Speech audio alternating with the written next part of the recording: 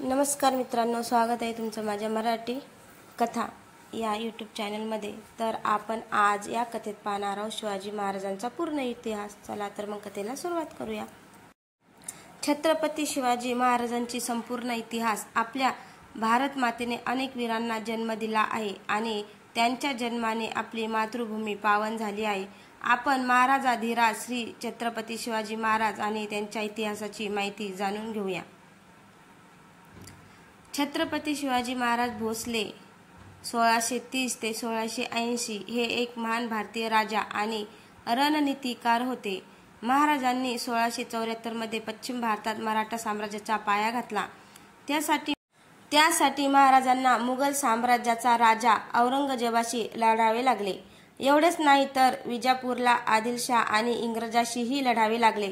1674 मध्ये रायगड येथे महाराजांचा राज्याभिषेक झाला आणि ते मराठा साम्राज्याचे छत्रपती झाले। छत्रपती शिवाजी महाराजांनी त्यांच्या शिस्तबद्ध आणि व्यवस्थित प्रशासकीय घटकांच्या मदतीने एक कार्यक्षम प्रगतिशील प्रशासन स्थापना केले। त्यांनी युद्धशास्त्रात अनेक नवनवीन शोध लावले आणि गनिमी कावा युद्धाची एक नवीन शैली शिवसूत्र विकसित केले। त्यांनी प्राचीन हिंदू राजकीय व्यवस्था आणि न्यायालयीन शिष्टाचाराचे पुनरुज्जीवन केले। छत्रपती शिवाजी महाराजांचा जन्म। छत्रपती शिवाजी महाराज हे भारताचे महान योद्धे होते। ते मराठा साम्राज्याचे राजाही होते। महाराजांचा जन्म 19 फेब्रुवारी 1630 रोजी शिवनेरी किल्ल्यावर झाला होता। महाराजांचे वडील शहाजी भोसले हे विजापूर येथील सुलतानाच्या सैन्य सेनापती होते आणि महाराजांच्या आई जिजाबाई या जाधव कुळात जन्मलेल्या प्रतिभावान स्त्री होत्या। असे म्हटले जाते की जिजाबाईंनी शिवाई देवीला तिला बलवान पुत्र देण्यास सांगितले, म्हणूनच छत्रपती शिवाजी महाराजांचे नाव शिवाजी ठेवले गेले। छत्रपती शिवाजी महाराजांचे चारित्र्य त्यांच्या पालकांसारखेच होते। महाराजांवर त्यांच्या पालकांचा खूप प्रभाव होता। त्यांचे बालपण त्यांच्या आईच्या मार्गदर्शनाखाली गेले। त्यांची आई जिजाबाई यांनी महाराजांना राजकारण आणि युद्धाचे प्रशिक्षण दिले, तसेच परकीय शक्तीवर हल्ला करण्यासाठी आवश्यक असलेल्या शिस्तीचे प्रशिक्षण दिले। त्यांनी महाराजांच्या शिक्षणाची जबाबदारी घेतली आणि त्यांना युद्धकलेचे शिक्षण दिले। एवढ्या लहान वयातही महाराजांना हा सारा प्रसंग समजू लागला होता। त्यांच्या हृदयात स्वराज्याची ज्योत पेटली होती। त्यांना स्वतःचे राज्य उभे करायचे होते। महाराजांना आपल्या राज्याला स्वातंत्र्य मिळवायचे होते। महाराजांसोबत काही शूर आणि खरे मित्रही होते। त्यांनी महाराजांना स्वराज्य स्थापनेसाठी मदत केली। स्वराज्य निर्माण करण्याची इच्छा। महाराजांचा जन्म शिवनेरी येथे झाला। शिवनेरी सोबतच त्यांचे बालपण माऊली आणि पुण्यात गेले। शहाजी महाराजांनी संपूर्ण महाराष्ट्राचा कारभार छत्रपती शिवाजी महाराज आणि जिजाबाई यांच्याकडे सोपवून त्यांना पुण्याला पाठवले। जहागिरी व्यवस्था दादाजी कोंडदेव आणि शहाजी राजांनी नियुक्त केलेल्या काही निष्ठावंत सरदाराची देखरेख करत असे। आई जिजाबाई प्रमाणेच छत्रपती शिवाजी महाराजांमध्येही कणखरपणा, देशप्रेम आणि कठीण परिस्थितीतून बाहेर पडण्याचे ध्येय होते। या गुणांमुळे छत्रपती शिवाजी महाराज घडले। आईकडून मिळालेली शिकवण आणि प्रेरणा छत्रपती शिवाजी महाराजांना स्वराज्य निर्माण करण्यासाठी प्रेरित करते। स्वराज्य म्हणजे स्वतःचे राज्य। आपल्या स्वराज्याचे रक्षण करायचे असेल तर किल्ले हवेत, असे महाराजांना वाटत असे। हे त्यांना लहान वयातच कळले होते। दादोजी कोंडदेव यांच्या मृत्यूनंतर आता संपूर्ण महाराष्ट्राची जबाबदारी छत्रपती शिवाजी महाराजांवर होती। त्यांनी हळूहळू किल्ले काबीज करण्यासाठी अनेक मोहिमा राबवल्या आणि त्या यशस्वीपणे पूर्ण केल्या। त्यांनी त्यांच्या वयातील शूर तरुणांना एकत्र केले आणि देशपांडे, देशमुख इत्यादींशीही त्यांचे वेगळे संबंध होते। महाराजांनी हळूहळू पुण्याच्या आजूबाजूचे काही उद्ध्वस्त किल्ले आणि डोंगर काबीज करण्यास सुरुवात केली। तोरणा किल्ला हा महाराजांचा पहिला काबीज केलेला किल्ला होता। त्यानंतर त्यांनी राजगड आणि हळूहळू एकूण 360 किल्ले ताब्यात घेतले। त्यांना तानाजी मालसुरे, नेताजी पालकर, कान्होजी जेधे, येसाजी कंक, बाजीप्रभू देशपांडे, बाजी पासलकर आदी दिग्गज व्यक्तींची साथ होती। स्वराज्य 7 होती स्वराज्य शपथ. रायरेश्वर किल्ला स्वराज्याच्या शपथेचा साक्षीदार आहे. याच गडावर छत्रपती शिवाजी महाराजांनी स्वराज्याची शपथ घेतली होती. ते फक्त 16 वर्षाचे असताना छत्रपती शिवाजी महाराजांनी रायरेश्वर किल्ल्यावर स्वराज्य तोरण बांधले. हिंदवी स्वराज्य स्थापन करून इच्छिणाऱ्या छत्रपती शिवाजी महाराजांनी शूर तरुणांचा एक गट तयार केला, ज्याला त्यांनी मावळा असे नाव दिले.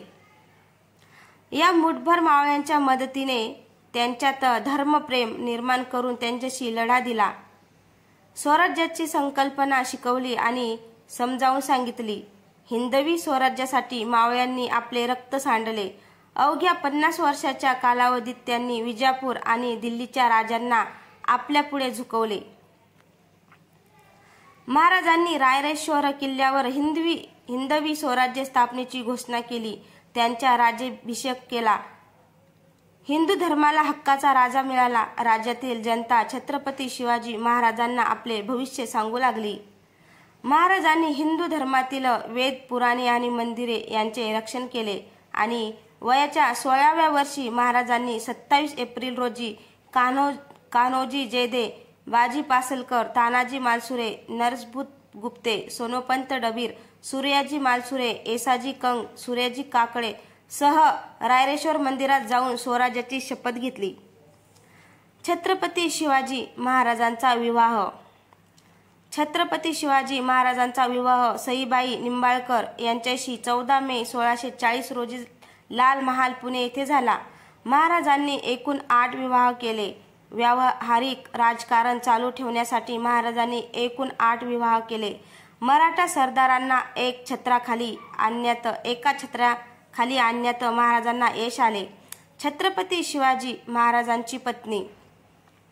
महाराजांचा पहिला विवाह सईबाई निंबाळकर यांच्याशी झाला. त्यांनी नंतर सोयराबाई मोहिते, पुतलाबाई पालकर, सकवारबाई गायकवाड, काशीबाई जाधव आणि सगुणाबाई शिंदे यांच्याशी विवाह केला. त्यांचा विवाह ही गुणवंतीबाई इंगळे आणि लक्ष्मीबाई विचारे यांच्याशी झाला होता. सईबाईने एक मुलगा संभाजी 1657 ते 1689 आणि सोयराबाई यांना राजाराम 1670 ते 1700 यांना जन्म दिला. याशिवाय महाराजांना काही मुलीही होत्या. तोरणा किल्ल्याची पहिली लढाई कशी जिंकली.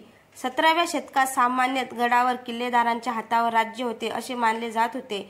या वस्तुस्थितीमुळे छत्रपती शिवाजी महाराजांनी आपल्या परदेशातील अनेक किल्ले काबीज केले आणि काही नवीन किल्लेही बांधले. प्रचंड गडही छत्रपती शिवाजी महाराजांनी काबीज केले आणि त्यांचे नाव बदलून तोरणा ठेवण्यात आले. वयाच्या 16व्या वर्षी छत्रपती शिवाजी महाराजांनी स्वराज्य स्थापनेचा निर्णय घेतला होता. त्यासाठी महाराजांना अधिकाधिक किल्ले आपल्या ताब्यात हवे होते. म्हणून त्यांनी तोरणा किल्ला आधी ताब्यात घेण्याचे ठरवले. त्यावेळी तोरणा किल्ला विजापूरच्या आदिलशहाच्या ताब्यात होता. महाराजांनी 1645 मध्ये स्वराज्याची शपथ घेतली आणि त्यानंतर 1647 मध्ये कान्होजी जयदे, बाजी पासलकर, तानाजी मालसुरे, सूर्याजी मालसुरे, सूर्याजी काकडे, येसाजी कंग, बापूजी मुदगल, सोनोपंत डबीर यांनी किल्ला ताब्यात घेऊन स्वराज्य तोरण बांधले आणि प्रचंड गड किल्ल्याचे नाव त्याने तोरणा असे ठेवले. दरम्यान छत्रपती शिवाजी महाराजांनी कोंढोणा, सिंहगड आणि पुरंदर हे किल्लेही आदिलशहाकडून काबीज करून पुणे प्रांतावर आपले पूर्ण वर्चस्व सिद्ध केले. एवढेच नव्हे तर तोरणा किल्ल्यासमोरील मुरुंबा देवाचा डोंगरही महाराजांनी ताब्यात घेऊन त्यांची डागडुजी करून त्यांचे नाव बदलून राजगड ठेवले आणि हे सर्व छत्रपती शिवाजी महाराजांनी वयाच्या 17व्या वर्षी केले होते. राज्याचा विस्तार. ज्यावेळी विजापूर राज्य अंतर्गत कलह आणि परकीय आक्रमणाच्या काळातून जात होते तेव्हा महाराजांनी त्यांची सेवा करण्याऐवजी साम्राज्याच्या सुलतानाविरुद्ध रणनीती आखण्यास सुरुवात केली. मावळ प्रदेश पश्चिम घाटाला लागून आहे आणि 150 किलोमीटर लांब आणि 300 किलोमीटर रुंद आहे. त्यांच्या संघर्षमय जीवनामुळे त्यांना एक कुशल योद्धा मानले जाते. या भागात मराठा आणि इतर जातीचे लोकही राहत होते. छत्रपती शिवाजी महाराजांनी या सर्व जातींच्या लोकांना मावळ्याच्या नावाने संघटित केले आणि त्यांच्याशी संपर्क करून त्यांची ओळख करून दिली. त्यांनी युवकांना आणून किल्ल्याचे बांधकाम सुरू केले. पुढे मावळ्यांचे सहकार्य छत्रपती शिवाजी महाराजांसाठी अत्यंत महत्त्वाचे ठरले. त्यावेळी विजापूर घुसखोरी आणि मुघल आक्रमणांनी त्रस्त होते. विजापूरच्या सुलतान आदिलशहाने अनेक किल्ल्यामधून आपले सैन्य काढून घेतले आणि ते स्थानिक राज्यकर्त्यांच्या किंवा सरंजामदारांच्या स्वाधीन केले. आदिलशहाच्या आजारपणाची आता विजापूरमध्ये चर्चा होऊ लागली आणि छत्रपती शिवाजी महाराजांनी परिस्थितीचा फायदा घेत विजापूरमध्ये प्रवेश करण्याचे ठरवले. पुढे छत्रपती शिवाजी महाराजांनी विजापूरचे किल्ले काबीज करण्यास सुरुवात केली. छत्रपती शिवाजी महाराजांनी प्रथम तोरणा किल्ला ताब्यात घेतला आणि नंतर छत्रपती शिवाजी महाराजांनी रोहिडेश्वर किल्ला ताब्यात घेतला. छत्रपती शिवाजी महाराजांनी आपल्या एका दूताला आदिलशहाकडे पाठवले आणि सांगितले की मी तुला आधीच्या किल्ल्याच्या रखवालदारापेक्षा जास्त पैसे द्यायला तयार आहे. त्यामुळे हा प्रदेश काबीज करण्यासाठी महाराजांनी आदिलशहाच्या काही सरदारांना आपल्या बाजूने सामील होण्यासाठी आधीच लाच दिली होती. तेथून 10 किलोमीटर अंतरावर राजगडाचा किल्ला होता. तिथे छत्रपती शिवाजी महाराजांना पकडले आणि आदिलशहाला ते मिळाले तेव्हा त्याने शहाजी राजाला छत्रपती शिवाजी महाराजांवर लक्ष ठेवण्यास सांगितले. पण छत्रपती शिवाजी महाराजांनी चाकण किल्ला ताब्यात घेऊन कोंढाणा किल्ला जिंकला. औरंगजेबाने मिर्झा राजा जयसिंगला छत्रपती शिवाजी महाराजांचे 23 किल्ले ताब्यात घेण्यासाठी पाठवले आणि पुरंदर किल्लाही उद्ध्वस्त केला. त्यावेळी महाराजांना आपला मुलगा संभाजी याला मिर्झा राजा जयसिंगच्या स्वाधीन करावे लागले. म्हणून महाराजांनी कोंढाणा किल्ला ताब्यात घेतला. तानाजी मालसुरे यांना कोंढाणा किल्ल्यावर वीर मरण आले म्हणून छत्रपती शिवाजी महाराजांनी या किल्ल्याला सिंहगड असे नाव दिले. शहाजी राजेंना सुपा व पुण्याची जहागीरदारी देण्यात आली. सुपाचा किल्ला महादजी निळकंठरावांच्या ताब्यात होता. महाराजांनी रात्री सुपे किल्ल्यावर हल्ला करून किल्लाही ताब्यात घेतला. बाजी मोहिते यांना कर्नाटकात शहाजी राजांकडे पाठवले. त्यांचे सैन्यही छत्रपती शिवाजी महाराजांच्या सैन्यात सामील झाले. त्याच वेळी पुरंदर किल्ल्याचा सरदार मरण पावला आणि त्यांच्या 3 मुलांमध्ये गडाच्या वारसासाठी भांडण झाले. दोन भावाच्या निमंत्रणावरून छत्रपती शिवाजी महाराज पुरंदर किल्ल्यावर पोहोचले. महाराज हे 1647 पर्यंत चाकण नीरा प्रदेशाचे राज्यकर्ते होते. महाराजांचे सैन्य आता वाढू लागले होते म्हणून त्यांनी रणांगणात उतरण्याचा निर्णय घेतला. महाराजांनी घोडदळ तयार करून आबाजी सौंदरच्या नेतृत्वाखाली सैन्य कोकणात पाठवले. लुटलेले सर्व मालमत्ता रायगडमध्ये सुरक्षित ठेवण्यात आली होती. कल्याणच्या राज्यपालाच्या सुटकेनंतर छत्रपती शिवाजी महाराज कुलाब्याच्या दिशेने निघाले. अफजल खानाचा वध. आता आपण बघणार आहोत अफजल खानाचा वध कसा झाला. महाराजांच्या शौर्यामुळे किल्ला काबीज करण्याच्या त्यांच्या हालचालींना वेग आला. त्यामुळे मुघल निजाम आणि आदिलशाही यांच्यात अराजक माजले होते. म्हणून आदिलशहाने इसवी सन 1659 मध्ये आपल्या दरबारात छत्रपती शिवाजी महाराजांची हत्या करण्याचा निर्णय घेतला.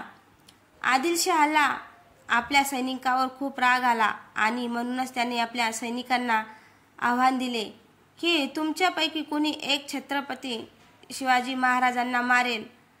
तेवढ्यात अफजल खान नावाचा शिपाई पुढे आला आणि त्याने महाराजांना ठार मारण्याची प्रतिज्ञा घेतली. अफजल खान महाराजांचा पराभव करण्यासाठी मोठ्या सैन्यासह निघाला. वाटेत तो हिंदू धर्मातील सर्व मंदिरे उद्ध्वस्त करू लागला आणि गरिबांनाही त्रास देऊ लागला. वाईला पोहोचल्यावर महाराजांनी त्यांना प्रतापगडावर भेटायचे ठरवले. अफजल खान प्रतापगडाच्या पायथ्याशी बसला होता. भेटीच्या दिवशी अफजल खान म्हणत होता की महाराजांनी स्वतः भेटायला यावे. भेटायची वेळ झाली. अफजल खान फसवणूक करणार होता म्हणूनच महाराजांनी वाघनखे आपल्या चिलखतमध्ये लपवून ठेवून आई जिजाबाईंच्या चरणांना स्पर्श करून आशीर्वाद घेतले. महाराज अफजल खानाला भेटायला गेले. महाराजांसोबत जिवा महाल आणि अफजल खानाचा सरदार सय्यद बंडा हा त्याचा विश्वासू सरदार होता. प्रतापगडाच्या पायथ्याशी अफजल खानाने बांधलेल्या छावणीत भेटायचे ठरवले. अफजल खानाने छत्रपती शिवाजी महाराजांना भेटण्याचा निरोप पाठविला. छत्रपती शिवाजी महाराजांना त्यांच्या घातपाती स्वभावाची जाणीव होती. भेटीसाठी कोणतेही हत्यार कोणाकडे नसतील आणि दोन्ही पक्षांचे 10 अंगरक्षक असतील. त्या अंगरक्षकापैकी एक सामियानाच्या बाहेर थांबेल अशी अट ठरली. भेटीच्या वेळी अफजल खान वेळेआधीच शामियानेत पोहोचला. शामियाना मोठा होता. निशस्त्र भेटायचे असे ठरले होते. तरीही अफजल खानाने आपल्या अंगरखाली कट्यार लपवून ठेवली होती. अफजल खान काही कट कारस्थान करून घातपात करेल याचा अंदाज छत्रपती शिवाजी महाराजांना आला होता. म्हणून त्यांनी देखील आपल्या अंगरख्याखाली चिलखत घातले, जिरे टोप खाली शिरस्त्राण घातले आणि मुठी सहज न दिसणारी अशी वाघनखे लपवली होती. दोघांचे वकील बरोबर असतील असे ठरले. अफजल खानाची उंचीपुरी देह यष्टी होती. तरीही छत्रपती शिवाजीराजे न घाबरता शामियानात पोहोचले. शिवरायांना बघून या शिवबा आमच्या मिठीत या असं म्हणत अफजल खानाने मिठी मारण्यासाठी हात पसरविले आणि त्यांना जवळ बोलविले. छत्रपती शिवाजी महाराजांनी त्याला मिठी मारली. अफजल खानने त्यांना आपल्या बाहुपाशात घेण्याचा प्रयत्न केला आणि अफजल खानाने लपविलेल्या कट्याराने छत्रपती शिवाजी महाराजांच्या पाठीत वार केला आणि त्यांना आपल्या काखेत दाबण्याचा प्रयत्न केला. छत्रपती शिवाजी महाराज पूर्वीपासून सावध होते. अफजल खानाच्या प्रहाराने छत्रपती शिवाजी महाराजांनी आपल्या मुठीतील वाघनखे काढून त्यांच्या पोटात घुसवून त्यांच्या आतड्याच बाहेर काढल्या आणि त्याला ठार केले. अशा प्रकारे छत्रपती शिवाजी महाराजांनी अफजल खानाचा आपल्या बुद्धी कौशल्यतेने वध केला. अफजल खानाने दगा म्हणत आकांत केला. त्यांच्या आवाजाला ऐकून बाहेर उभारलेले सय्यद आत आला. अफजल खानला ठार झालेले बघून त्याने दांडपट्ट्याने छत्रपती शिवाजी महाराजांवर हल्ला करण्याचा प्रयत्न केला. तोपर्यंत जिवा महालाने त्यांच्या वाराला निष्फळ करून त्यांच्यावर मागून हल्ला करून सय्यदला ठार मारून टाकले. छत्रपती शिवाजी महाराजांच्या प्राणाचे रक्षण केले. होता जिवा म्हणून वाचला शिवा असे म्हणतात. झाडीत लपलेल्या सर्व मावळ्यांनी अफजल खानाच्या सैन्यावर हल्ला करून त्यांना पळवून लावले. अफजल खानाचा मुलगा फजल खान आणि त्याचे काही सैन्यही वाईच्या मुख्य छावणीत पोहोचले होते. परंतु छत्रपती शिवाजी महाराजांचा हा पराक्रम पाहून संपूर्ण सैन्य हत्ती आणि घोडेस्वार सोडून ते पळून गेले. पन्हाळा वेढा. अफजल खानाच्या सत्तेने आदिलशाही दरबारात खळखळ उडाली आणि छत्रपती शिवाजी महाराजांच्या पराक्रमाची गाथा विजापुरातही पोहोचली होती. त्यामुळे आता आदिलशाही आणि मुघलांचे हाल होत असताना त्यांना छत्रपती शिवाजी महाराजांची खूप भीती वाटत होती. आदिलशाहीने लवकरात लवकर छत्रपती शिवाजी महाराजांना वाटेतून काढण्याचे ठरवले. अफजल खानाच्या वधानंतर छत्रपती शिवाजी महाराजांनी कोल्हापुरातील पन्हाळा किल्ला जिंकला. आदिलशाहीला हा एक वेगळा धक्का होता. वाई ते पन्हाळापर्यंतचा मोठा भूभाग आता मराठा साम्राज्यात सामील झाला होता. छत्रपती शिवाजी महाराजांना रोखण्यासाठी अफजल खानाचा मुलगा फजल खान आणि विजापूर येथील रुस्तम-ए-जमान या दोघांनी मराठा साम्राज्यावर कूच केले. 18 डिसेंबर 1659 रोजी महाराजांनी केवळ 5000 सैनिकांसोबत लढून दोघांचा पराभव केला. या दोघांच्या पराभवाने आता आदिलशाही सैन्य पेटले होते आणि म्हणूनच छत्रपती शिवाजी महाराजांचा पराभव करण्यासाठी आदिलशहाने सिद्दी जोहरला पाठवले. सिद्दी जोहर सोबत 20,000 घोडदळ, 40,000 पायदळ आणि तोफखाना होता. छत्रपती शिवाजी महाराजांनी मिरझाच्या किल्ल्याला वेढा घातला, पण सिद्दी जोहर मराठा साम्राज्यावर कूच करत असल्याचे कळताच शिवाजी महाराज 2 मार्च 1660 रोजी पन्हाळगडावर आले.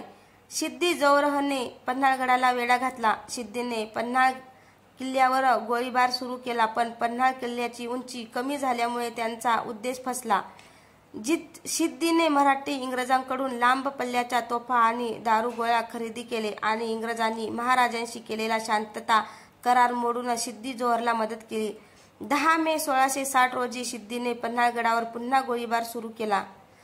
वेढा इतका गंभीर होता की महाराजांना वाटले की पाऊस जवळ येत असल्याने हा वेढा फार काळ टिकणार नाही. मात्र सिद्दी जोहरने पाऊस टाळण्यासाठी तिच्या छावणीवर गवत टाकण्यास सुरुवात केली होती. छत्रपती शिवाजी महाराजांच्या पराक्रमामुळे आदिलशाह संतापला, म्हणून आदिलशहाने मुघलांची मदत घेतली आणि औरंगजेबाने शाहिस्तेखानला 77,000 घोडदळ आणि 30,000 पायदळ स्वराज्यावर आक्रमण करण्यासाठी पाठवले. पण आता आपले स्वराज्य धोक्यात आले होते. एका बाजूला सिद्दी आणि दुसऱ्या बाजूला शाहिस्तेखान. 9 मे 1660 रोजी शाहिस्तेखानाने पुण्यातील लाल महालात तळ ठोकला. त्याच लाल महालात जिथे आपले छत्रपती शिवाजी महाराज लहानाचे मोठे झाले होते, जिथे जिजाबाईंनी छत्रपती शिवाजी महाराजांना संस्काराची शिदोरी दिली होती. आता शाहिस्तेखानाला त्याच लाल महालात ठार मारून बसला होता. त्याने तेथील लोकांवर अत्याचार करण्यास सुरुवात केली. वेढा तीव्र झाल्यावर नेताजी पालकरांनी थेट विजापूरवर हल्ला केला, पण विजापूरच्या सैन्याने त्यांचा पराभव केला. आता जिजाबाईंना शिवबांची फार काळजी वाटत होती, कारण आता पाऊस सुरू होणार होता आणि वेढा होण्यास जवळपास 3 महिने बाकी होते. म्हणून जिजाबाईंनी स्वतः शस्त्र उचलून पन्हाळ्याचा वेढा तोडण्याचा निर्णय घेतला. पण नेताजी पालकरांनी जबाबदारी घेतली. नेताजी पालकर यांनी सिद्दी हिलाला आणि त्यांचा मुलगा सिद्दी वाह यांच्यासह पन्हाळगडावर हल्ला केला, पण ते अपयशी ठरले. आता सर्वांना आणि जिजाबाईंना शिवबाची काळजी वाटत होती. पण छत्रपती शिवाजी महाराजांनी एक युक्ती सुचवली. त्यांनी 12 जुलै 1960 रोजी त्यांचे वकील पंत यांच्याकडून एक पत्र घेऊन सिद्दी जोहर यांना पाठवले आणि सर्व कामावलेले पैसे आणि किल्ले तुमच्या ताब्यात येण्यास तयार आहेत. हे पत्र वाचून मोगलांना खूप आनंद झाला आणि इतके दिवस सुरू असलेला वेढा त्यांनी कमी केला. या संधीचा फायदा घेऊन छत्रपती शिवाजी महाराजांनी रात्री पन्हाळगड सोडून विशाळगडावर जाण्याचा निर्णय घेतला. किल्ल्यावरील 8,000 सैनिकांपैकी सुमारे 600 प्रमुख मावळ्यासह त्यांनी विशाळगडावर जाण्याचा निर्णय घेतला. त्यासाठी महाराजांनी दूरचा मार्ग निवडला. महाराजांनी विशाळगडाकडे वाटचाल सुरू केली होती. महाराज पन्हाळगडातून पळून गेल्याची बातमी सिद्दी जोहरला समजताच त्याने आपले काही सैन्य पाठीमागे पाठवले आणि तो स्वतः गजापूर घाटातून महाराजांच्या पाठीमागे निघाला. पण त्याने आधीच प्रचंड किल्ल्याला वेढा घातला होता, यासाठी त्यांनी वेळ वाया घालवला नाही. सिद्दी जोहर गजापूर घाटावर पोहोचेपर्यंत बाजीप्रभू देशपांडे यांनी महाराजांना 300 मावळ्यासह विशाळगडावर जाण्यास सांगितले होते आणि ते स्वतः 300 मावळ्यासह गजापूर घाटात थांबले होते. 12 जुलैच्या रात्री छत्रपती शिवाजी महाराज निघाले आणि दुसऱ्या दिवशी 6 वाजता विशाळगडावर पोहोचले. या युद्धात बाजीप्रभूवर हल्ला करण्यात आला आणि अनेक मावळे मारले गेले, पण बाजीप्रभू शेवटपर्यंत लढत राहिले. त्यांनी सिद्दी जोहरला घाट ओलांडू दिला नाही. ते फक्त महाराजांच्या भव्य किल्ल्यावर पोहोचण्यासाठी वाट पाहू लागले. महाराज विशाळगडावर पोहोचताच तोफांचा आवाज आला आणि महाराज सुरक्षितपणे विशाळगडावर पोहोचल्याचे बाजीप्रभूंनी ऐकले आणि त्याच वेळी बाजीप्रभूंनी प्राण सोडले. बाजीप्रभू आणि अनेक मावळ्यांच्या रक्त आणि बलिदानामुळे ही खिंड पवित्र झाली आणि गजापूर खिंड पावन खिंड म्हणून ओळखली जाऊ लागली. सुरतची लूट. आता आपण बघू नये सुरतची लूट. सुरतच्या या विजयाने छत्रपती शिवाजी महाराजांची प्रतिष्ठा वाढली. 6 वर्षे शाहिस्तेखानाने 1.5 लाख सैनिक घेऊन आपल्या स्वातंत्र्याची वाट धरली. चालू असलेल्या युद्धामुळे स्वराज्याच्या तिजोरीत खिंड पडली होती. त्यांचा विचार करण्याची मुघलांना गरज नव्हती, कारण त्यांनी आपले स्वराज्य लुटले होते आणि ते आरामात जगत होते. सुरत हे पाश्चात्य व्यापाऱ्यांसाठी बंदर आणि भारतीय मुस्लिमांसाठी हजचे प्रवेशद्वार होते. त्यावेळी छत्रपती शिवाजी महाराजांनी 6000 सैनिकांसह 1664 मध्ये सुरतच्या व्यापाऱ्यांना लुटले. ही लूट महाराजांनी वृद्ध स्त्रिया आणि लहान मुलांना न मारता केली होती आणि त्यांना सर्व धार्मिक बाबींची माहिती होती. म्हणजेच त्यांनी चर्च नष्ट न करता लूट केली होती. या लुटीतून 2 गोष्टी सोप्या झाल्या. एक म्हणजे मुघल सत्तेला आवाहन करणे आणि दुसरी स्वराज्याच्या तिजोरीत वाढ करणे. पुरंदरचा पट. छत्रपती शिवाजी महाराजांची प्रगती पाहून आदिलशाह अस्वस्थ झाला आणि त्याने शहाजी राजांना छत्रपती शिवाजी महाराजांवर लक्ष ठेवण्यास सांगितले. परंतु छत्रपती शिवाजी महाराजांनी शहाजी महाराजांची पर्वा न करता आपली सत्ता चालू ठेवली. मग आदिलशहाने 1649 मध्ये शहाजी राजांना कैद केले. आदिलशहाचे बहुतेक किल्ले छत्रपती शिवाजी महाराजांच्या ताब्यात असल्याने आदिलशहाने छत्रपती शिवाजी महाराजांवर लक्ष ठेवण्यासाठी फत्तेखानची नेमणूक केली.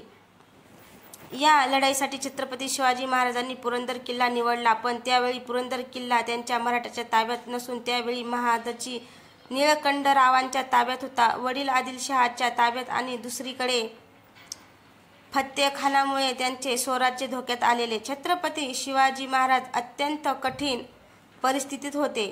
त्याचवेळी पुरंदर किल्ल्याचा किल्लेदार मरण पावला आणि त्याच्या 3 मुलांमध्ये किल्ला ताब्यात घेण्यासाठी भांडण झाले.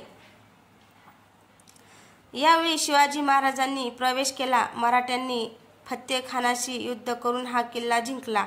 या युद्धात शिवाजी महाराजांना मोठे यश मिळाले. नंतर 1655 मध्ये नेताजी पालकर एक निष्ठावंत सरदार किल्ल्याचा प्रमुख म्हणून नियुक्त झाला. महाराज इथेच थांबले नाहीत, तर पश्चिम किनाऱ्यावरील सुरत बंदरातील प्रमुख शहरामध्ये प्रवेश केला. सुरतेची लूट आणि शाहिस्तेखानच्या प्रभावामुळे औरंगजेबाला राग आला आणि शिवाजी महाराजांचा पराभव करण्यासाठी मिर्झा राजा जयसिंगने त्याला नियुक्त केले. जयसिंगाच्या बरोबर असलेल्या दिलरखानने वज्रगडावरून पुरंदरवर गोळीबार सुरू केला आणि पुरंदर पडला. मग मुघल सैन्य किल्ल्यात घुसले आणि खानाने मुरारबाजीशी माची येथे युद्ध केले. मुरारबाजीचा पराभव झाला आणि पराभव अटळ होता. या तहसीलमध्ये महाराजांनी 23 किल्ले दिले. आग्राला भेट. महाराजांचे जीवन अत्यंत कठीण होते. एक संकट दूर झाले आहे आणि दुसरे संकट त्यांची वाट पाहत आहेत. 1666 मध्ये औरंगजेबाने महाराजांना विजापूरच्या आक्रमणावर बोलण्यासाठी दिल्लीला बोलावले. नवीन वर्षासाठी महाराज संभाजीसह दिल्लीला पोहोचले. मात्र दरबारात पोहोचल्यावर औरंगजेबाचा अपमान त्यांना सहन झाला नाही, म्हणून ते ताबडतोब दरबारातून निघून गेले. पण औरंगजेबाने त्यांना अटक करण्यासाठी आपले सैनिक पाठवले आणि त्यांना अटक केली आणि लवकरच त्यांना आग्रा येथे मिर्झा जयसिंगचा मुलगा राजे रामसिंग यांच्याकडे पाठवले. छत्रपती शिवाजी महाराजांच्या पराक्रमामुळे आणि शौर्यामुळे सर्वजण छत्रपती शिवाजी महाराजांना घाबरत होते. मिर्झा राजे रामसिंग यांनाही हीच भीती होती, म्हणून त्यांनी महाराजांवर करडी नजर ठेवली होती. आता महाराजांची सुटका करणे थोडे अवघड वाटू लागले, पण प्रत्येक वेळी महाराजांनी चांगली कल्पना सुचली.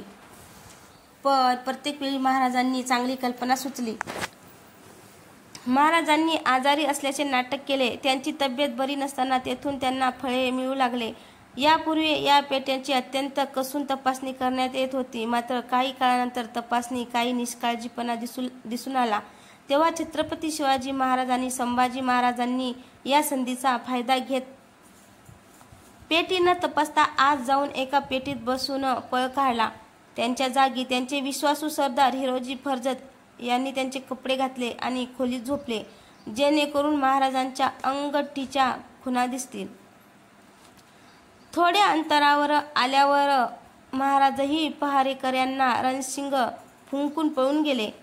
खोलीत काहीच हालचाल दिसली नाही तेव्हा सैनिकांनी शोधाशोध सुरू केली. त्यानंतर छत्रपती शिवाजी महाराजही इथून पळून गेल्याचे त्यांच्या लक्षात आले. छत्रपती शिवाजी महाराज हातून निसटल्याच्या 24 तासांनंतर त्यांना हे समजले. वेश बदलून छत्रपती शिवाजी महाराजांनी स्वराज्यात न जाता मथुरेला पोहोचून आपले काही निष्ठावंत सरदार व संभाजी राजांना पाठवले. त्यानंतरही महाराजांना खूप काळजी घ्यावी लागली, कारण ते स्वतः अनेक अडचणी पार करून येथे पोहोचले होते. एवढेच नव्हे तर महाराजांनी स्थापना केलेल्या अष्टप्रधान मंडळाने महाराजांच्या गैरहजेरीत स्वराज्याचे कार्य उत्तम प्रकारे केले होते. महाराष्ट्रात परतल्यानंतर हालचाली. आता छत्रपती शिवाजी महाराज महाराष्ट्रात परतले होते. आता दिल्लीला झालेल्या अपमानाचा बदला घेण्याची वेळ आली होती. त्याचप्रमाणे त्यांनी प्रथम कोंढाणा किल्ला जिंकण्याचा निर्णय घेतला. कोंढाणाच्या लढाईत आपण यशस्वी झालो, पण आपले शूरवीर तानाजी मालुसरे यांना वीरमरण पावले. उरलेले किल्लेही महाराजांनी यशस्वीपणे काबीज केले. मुघल मराठा संघर्ष. औरंगजेबाचे उत्तर भारतात सम्राट होण्याचे स्वप्न अधुरेच राहिले. हे स्वप्न पूर्ण होत नाही हे लक्षात येताच त्यांनी आता दक्षिणेकडे पाहण्याचा निर्णय घेतला. त्यामुळेच औरंगजेबाला छत्रपती शिवाजी महाराजांचे पराक्रम, त्यांचे वर्चस्व यांची चांगलीच कल्पना होती. म्हणून त्याने आपल्या काका शाहिस्तेखानला दक्षिणेचा सुभेदार केले. शाहिस्तेखानाने 1.5 लाखाच्या फौजेसह स्वराज्यावर कूच केले.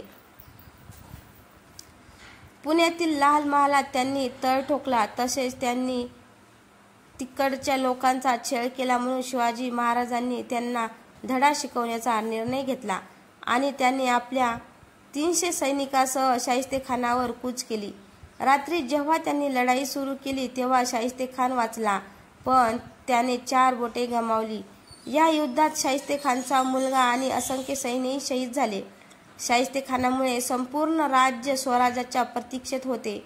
याचा बदला घेण्याचे महाराजांनी ठरवले होते. महाराजांनी सुरतेचा पाडाव करण्याचा निर्णय घेतला. पन्हाळा आणि पुरंदरच्या संधीमुळे औरंगजेबाला राग आला आणि म्हणून त्याने महाराजांना चर्चेसाठी दिल्लीला बोलावले. पण तिथे गेल्यावर छत्रपती शिवाजी महाराजांना अपेक्षित आदर न मिळाल्याने औरंगजेबाने आपल्या विश्वासघात केल्याचा आरोप केला. हे औरंगजेबाला सहन झाले नाही आणि त्याने शिवाजी महाराजांना आग्रा येथे पाठवले आणि नजर कैदेत ठेवले. पण महाराजही सुखरूप निसटले.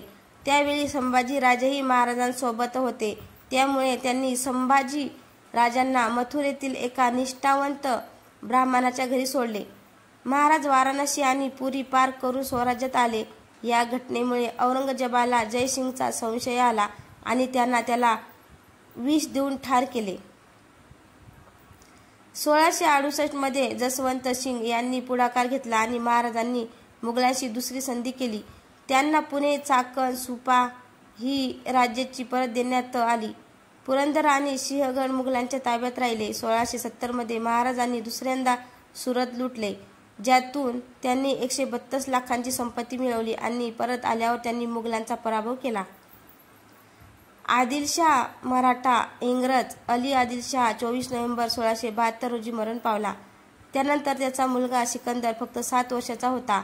तो गादीवर बसला आणि त्याच वर्षी विजापूरचा सरदार रुस्तम जमान याने युद्ध घोषित केले. विजापूरमधील गृहयुद्धाचा फायदा घेऊन महाराजांनी 1673 मध्ये विजापूरला हल्ला केला.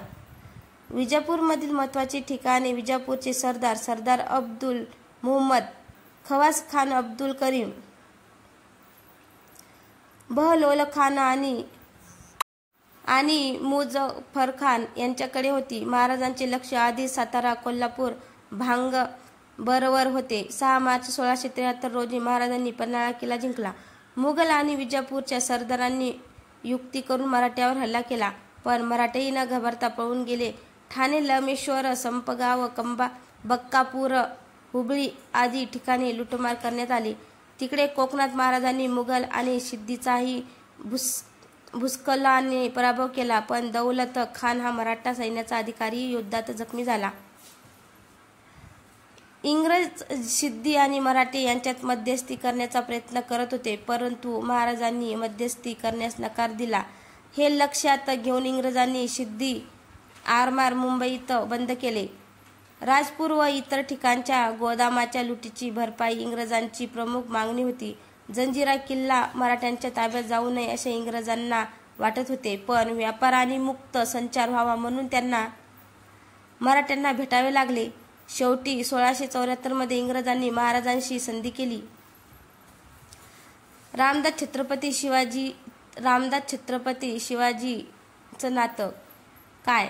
द्रोणाचार्य आणि एकलव्याप्रमाणेच रामदास स्वामी आणि शिवाजी महाराजांचे नातेही अगदी सारखेच होते. रामदास स्वामींनी महाराजांना हिंदवी स्वराज्य स्थापनेची प्रेरणा दिली.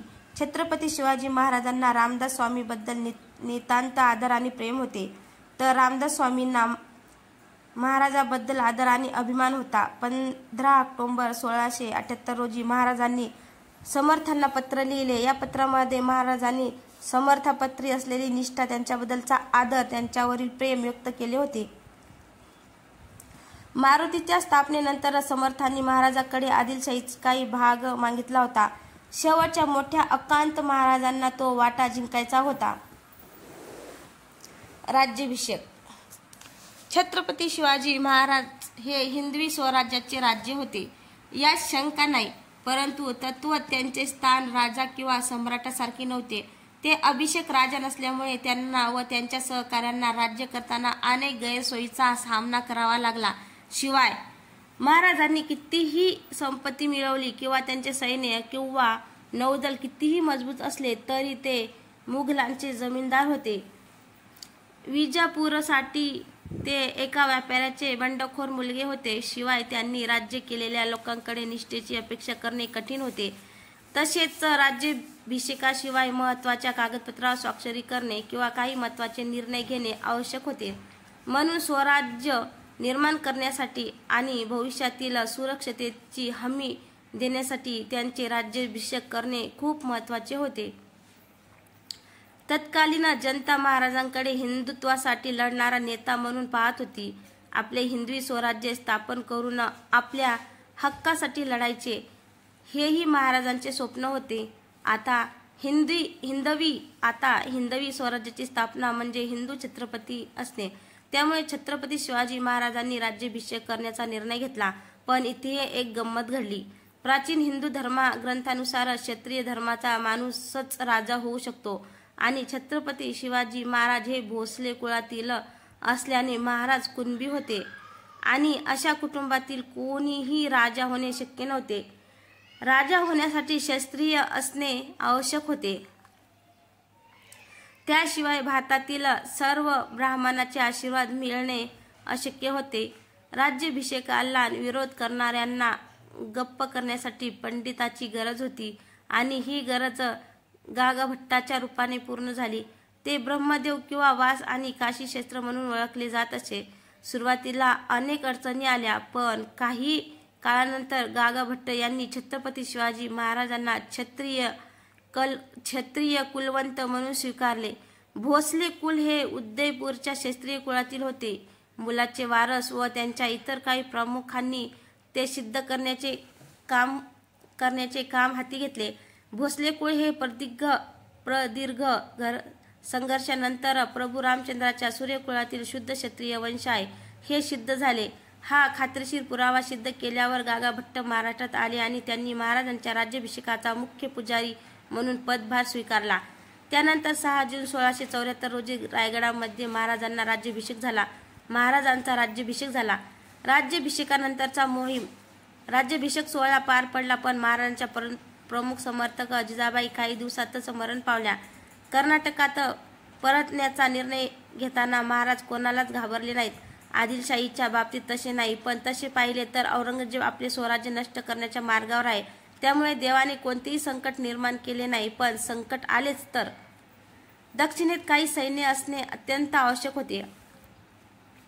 दक्षिण मोहिमेत महाराजांनी गोवळकोंडाच्या कुतुबशहाकडे मदत मागितली होती. छत्रपती शिवाजी महाराजांचे सावत्र बंधू व्यंकोजी राजे यांच्याकडे कर्नाटकात जहागीरदारी होती, त्यामुळे महाराजांनी त्यांना स्वराज्य उभारणीत मदत करावी असा त्यांचा हेतू होता. महाराज जेव्हा गोवळकोंडा येथे पोहोचले तेव्हा तिकडच्या कुतुबशहाने त्यांचा खूप सन्मान केला, त्यांचे स्वागत केले आणि त्याच गादीवर बसवले. चेन्नईच्या दक्षिणेला असलेला जंजी किल्ला रायगडात इतकाच मोठा आणि महत्त्वाचा होता. महाराजांनी हा किल्लाही ताब्यात घेतला. तेव्हा महाराजांनी वेल्लोरचा किल्ला काबीज करण्याचा निर्णय घेतला. वेल्लोरच्या किल्ल्याला अनेक दिवस वेढा घातल्यानंतरही तो काबीज करता आला नाही. त्यामुळे वेल्लोरच्या समोरील टेकडीवरून महाराजांनी किल्ल्यावर गोळीबार सुरू केला आणि क्षणार्धात किल्लाही महाराजांच्या ताब्यात आला. असे करून महाराजांनी कर्नाटकातील एकूण 20 लाख क्षेत्रफळ मिळवले आणि इतर किल्ले जिंकले. महाराजांच्या इच्छानुसार त्यांनी त्यांचे भाऊ व्यंकोजी राजे यांना भेटीसाठी बोलावले, पण ते फारसे उत्सुक नव्हते. ते काही दिवस महाराजांसोबत राहिले आणि नंतर तंजावरला निघून गेले आणि महाराजांच्या सैन्यावर हल्ला केला. पण महाराजांनी यांचाही पराभव केला. हे पाहून महाराजांना फार वाईट वाटले. म्हणून महाराजांनी त्यांना त्यांची स्थिती स्पष्ट करण्यासाठी अनेक पत्रे पाठवली आणि दक्षिणेकडील काही प्रदेशही त्यांना दिला. छत्रपती शिवाजी महाराजांचं नातं. छत्रपती शिवाजी महाराजांचे पुत्र छत्रपती संभाजी महाराज हे मराठा साम्राज्याचे दुसरे छत्रपती होते. छत्रपती संभाजी महाराजांच्या आईचे लहान वयातच निधन झाल्यामुळे महाराजांचे संभाजी महाराजांवर खूप प्रेम होते. छत्रपती संभाजी महाराजांनाही आपल्या वडिलांबद्दल खूप आदर होता. वडील आणि मुलांचे नाते खूप पवित्र होते. या जोडीला शिवशंभू असेही म्हणतात. सरकार. छत्रपती शिवाजी महाराज हे एक कार्यक्षम आणि ज्ञानी सम्राट म्हणून ओळखले जात होते. त्यांना लहानपणी फारसे पारंपरिक शिक्षण मिळाले नव्हते, पण महाराजांना भारतीय इतिहास आणि भारतातील राज्यकारणाची उत्तम जाण होती. शुक्राचार्य आणि कौटिल्य यांना त्यांनी आपले आदर्श मानले आणि अनेक वेळा मत्सद्देगिरीचा अवलंब करणे त्यांना योग्य वाटले. त्यांच्या काळातील मुघलाप्रमाणे तेही एक हुकुमशाही शासक होते, पण त्यांच्या प्रशासकीय कामात त्यांना मदत करण्यासाठी अष्टप्रधान नावांची 8 मंत्र्यांची परिषद होती. यामध्ये मंत्र्यांच्या प्रमुखाला पेशवे संबोधले जात असे. अर्थ आणि महसूल मंत्री अमात्य राजांचे दैनंदिन व्यवहार पाहत असे. सचिन कार्यालयाचे काम करत होते, ज्यात करावर स्वाक्षरी करणे आणि मसुदा तयार करणे समाविष्ट होते. सुमंत परराष्ट्र मंत्री होते. सैन्याच्या प्रमुखाला सेनापती म्हणत. धर्मोदाय आणि धार्मिक बाबींच्या प्रमुखाला पंडितराव असे संबोधले जात असे. न्यायाधीश हे न्यायाधिक प्रकरणाचे प्रमुख होते. छत्रपती शिवाजी महाराजांची वंशावळी. छत्रपती शिवाजी महाराजांना एकूण 8 पत्न्या होत्या. त्यापैकी काही सईबाई निंबाळकर, काशीबाई जाधव, गुणवंतीबाई इंगळे, पुतलाबाई पाळकर, लक्ष्मीबाई विचारे, साखराबाई गायकवाड, सगुणाबाई शिंदे, सोयराबाई मोहिते या आहेत. छत्रपती शिवाजी महाराजांना 2 मुले होती. एकाचे नाव छत्रपती संभाजी भोसले आणि दुसऱ्याचे नाव छत्रपती राजाराम राजे भोसले. महाराजांना अंबिकाबाई भोसले महाडिक, कमलाबाई सावरकरबाईची कन्या राजकुंवरबाई भोसले शिर्क, सगुणाबाईची मुलगी व गणोजी शिर्के यांची पत्नी, रानूबाई भोसले पाटकर, सखूबाई निंबाळकर, अंबिकाबाई, जानकीबाईंचे राजाराम यांची पत्नी ताराबाई, येसूबाई संभाजी महाराजांची पत्नी, सगुणाबाई संभाजीपुत्र शाहू यांची पत्नी, नातू शाहू संभाजींचा मुलगा, ताराबाई राजारामचा मुलगा, छत्रपती शिवाजी द्वितीय संभाजी द्वितीय राजबाईचा मुलगा, पटवडे ताराबाईंचा नातू, रामराजाला स्वतः शाहू प्रथम छत्रपती संभाजी द्वितीयचा मुलगा, छत्रपती शिवाजी द्वितीय यांचे दत्तक घेतले होते. छत्रपती शिवाजी महाराजांचा मृत्यू. मार्च 1680च्या उत्तरार्धात हनुमान जयंतीच्या पूर्वसंध्येला छत्रपती शिवाजी ताप आणि आमांशाने आजारी पडले आणि 3 एप्रिल 1680 रोजी त्यांचे निधन झाले. महाराज गणपती गज असुरपती भूपती प्रजापती सुवर्णरत्न श्रीपती अष्टनाद जागृत अष्टप्रधान वेष्टित न्यायकरा मंडित शस्त्राशस्त्र पारंगत राजनीती धुरंधर प्रौढ प्रताप पुरंदर शस्त्री कुलावंत सिंहासन नाधिरोशर महाराधिराज राज राजा शिवर छत्रपती महाराजांचा विजय असो. तर मित्रांनो, छत्रपती शिवाजी महाराजांच्या जीवनावर पूर्ण इतिहास या कथेत सांगितलेला आहे. कथा आवडल्यास लाईक कमेंट शेअर करायला विसरू नका. तसंच चॅनलवर कोणी नवीन असेल तर चॅनलला सबस्क्राईब करा. धन्यवाद.